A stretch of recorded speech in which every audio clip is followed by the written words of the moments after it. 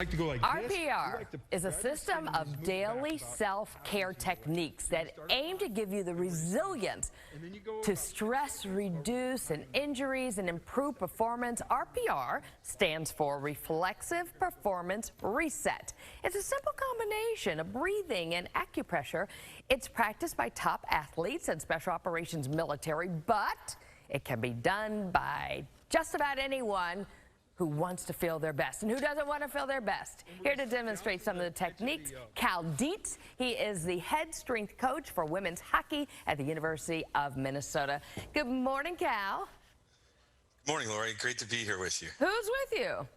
I have Ari. She's also an assistant strength coach at USA Hockey with the women's national team. So she's going to demonstrate why you and I chat about the RPR drills that we're going to teach people today. Hi, Ari. All right, so tell us, where does this whole concept come from?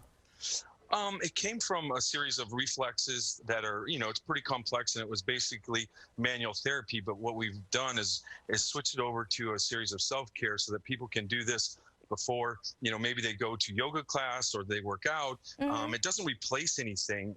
We have chiropractors that teach RPR to people, and they swear that people adjust a little easier when they go, and then they stay adjusted a little longer, because it just really takes the stress and tension out of the muscle, and you become more flexible and so forth. And it doesn't replace anything. It just seems to work with a lot of different things that are being used out there in the healthcare industry. And that's what we promote, is that we're just an add-on, brief few points that we can hit, right, so to make the person more stress-free. Okay, so give us some examples. Let's start with a breathing reset. Yes, the breathing is the most foundational thing that we always taught. Breathing is by far the most important thing in your body, because if you don't believe me, then hold your breath for 5 minutes and you'll see what happens, right? Right. So what we do is we recommend that we start belly breathing, actually, and how we recommend that really quick, we'll just go through it, is hold your belly and then make sure that when you breathe that you're pushing your stomach into your hands, okay? Okay. And focus on the belly breathing. Try not to move your chest, because the majority of people seem to be moving their chest when they breathe. And your shoulders tend to go up.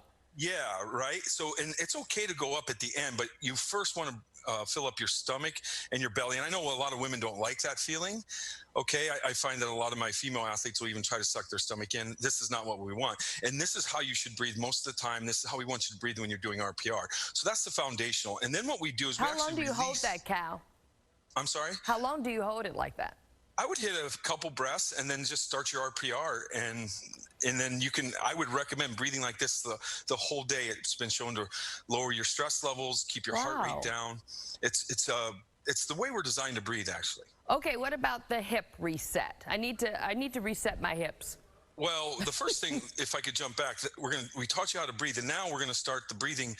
We call this the upside down Y. And what this does is it actually loosens up the muscles all around your breathing muscles, and it'll actually expand your rib cage so that you have a greater resilience towards, and every time you breathe, you'll feel your diaphragm and the air. You'll feel your lungs even more. So you get more effectiveness out of the breathing. So what you do is, as already started right up top, we call it the upside down Y, go right through the midsection.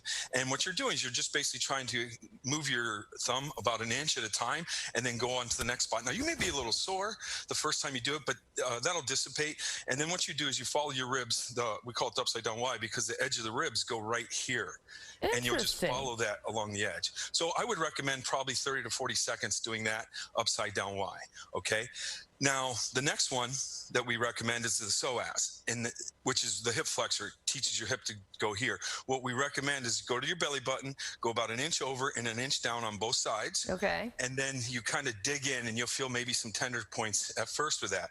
And what that does is it helps with your, loosens up your hips, especially before yoga class, people can do this. And this is really just a system for everyday athletes. So if you move, this is probably a good system for you to add on. I do it on the way home from work after I've had a long, stressful day, in the morning before I work out. So that's the hip flexor. Now, the next one, hey, Cal, I just want to ask you something. Why is it that people say things are brighter after they do these?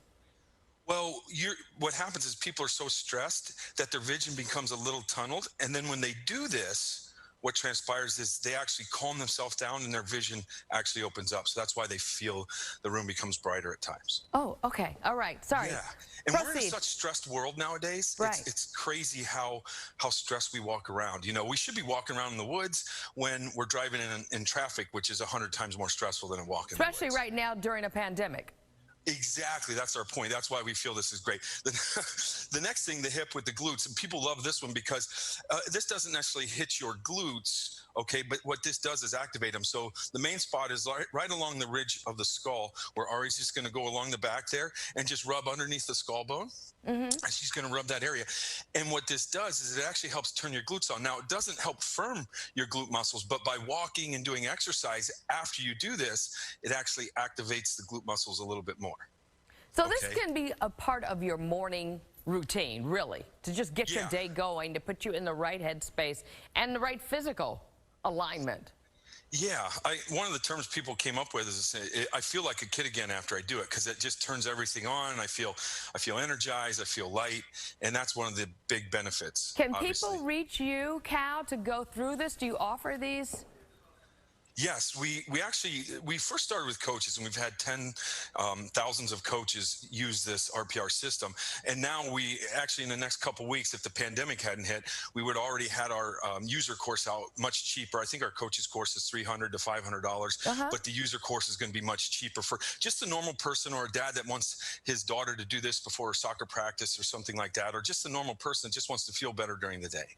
This is so awesome. So how can people get in touch with you, Cal?